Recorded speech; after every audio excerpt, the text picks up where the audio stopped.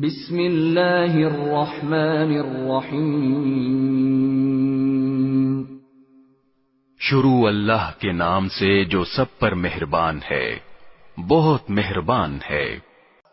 وما قدر اللہ حق قدره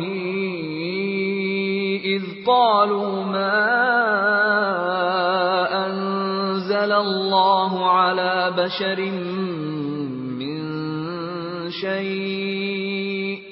قل من انزل الكتاب الذي جاء به موسى نورا وهدى للناس تجعلونه قراطيس تبدونها وتخفون كثيرا وعلمتم ما لم تعلموا أنتم ولا آباؤكم قل الله ثم ذرهم في خوضهم يلعبون۔ اور ان کافر لوگوں نے جب یہ کہا کہ اللہ نے کسی انسان پر کچھ نازل نہیں کیا تو انہوں نے اللہ کی صحیح قدر نہیں پہچانی۔ ان سے کہو کہ وہ کتاب کس نے نازل کی تھی جو موسیٰ لے کر آئے تھے، جو لوگوں کے لیے روشنی اور ہدایت تھی، اور جس کو تم نے متفرق کاغذوں کی شکل میں رکھا ہوا ہے، جن میں سے کچھ کو تم ظاہر کرتے ہو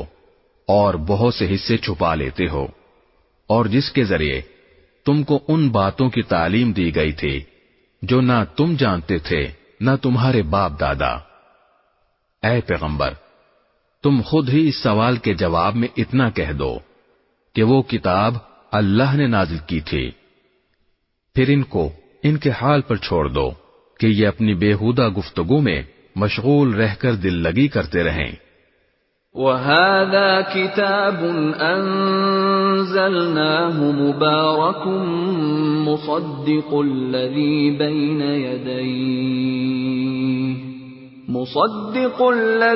بَيْنَ يَدَيْهِ وَلِتُنذِرَ أُمَّ الْقُرَى وَمَنْ حَوْلَهَا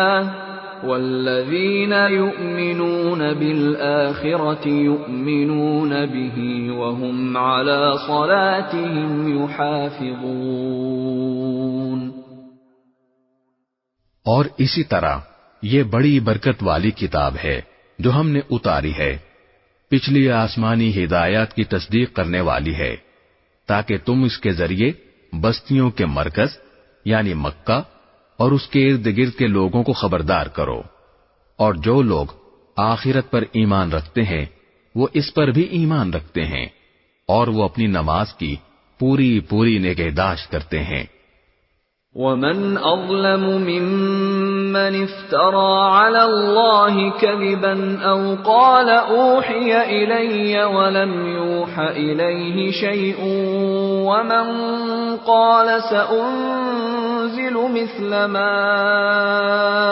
أَنزَلَ اللَّهُ وَلَوْ تَرَى إِذِ الظَّالِمُونَ فِي غَمَرَاتِ الْمَوْتِ وَالْمَلَائِكَةُ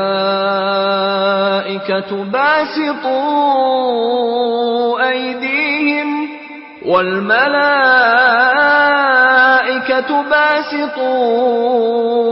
أيديهم أخرجوا أنفسكم اليوم تجزون عذاب الهون بما كنتم تقولون على الله غير الحق وكنتم عن آياته تستكبرون۔ اور اس شخص سے بڑا ظالم کون ہوگا جو اللہ پر جھوٹ باندھے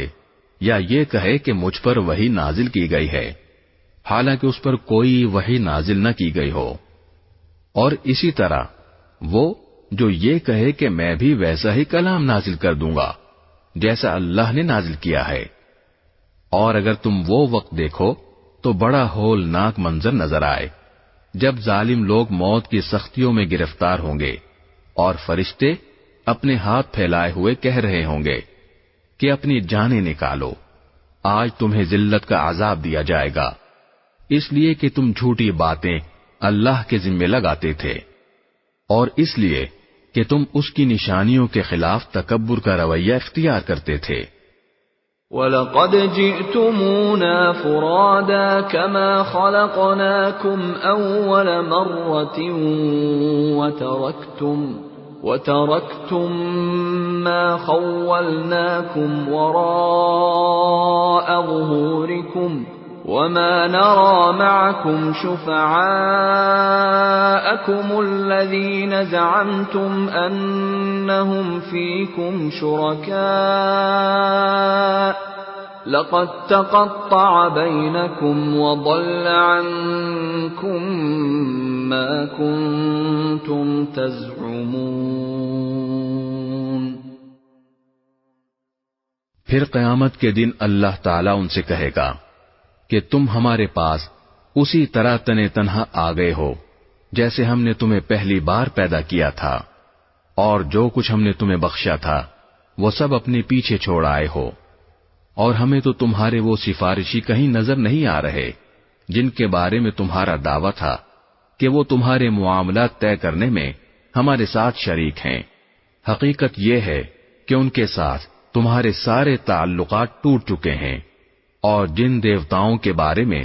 تمہیں بڑا زوم تھا وہ سب تم سے گم ہو کر رہ گئے ہیں۔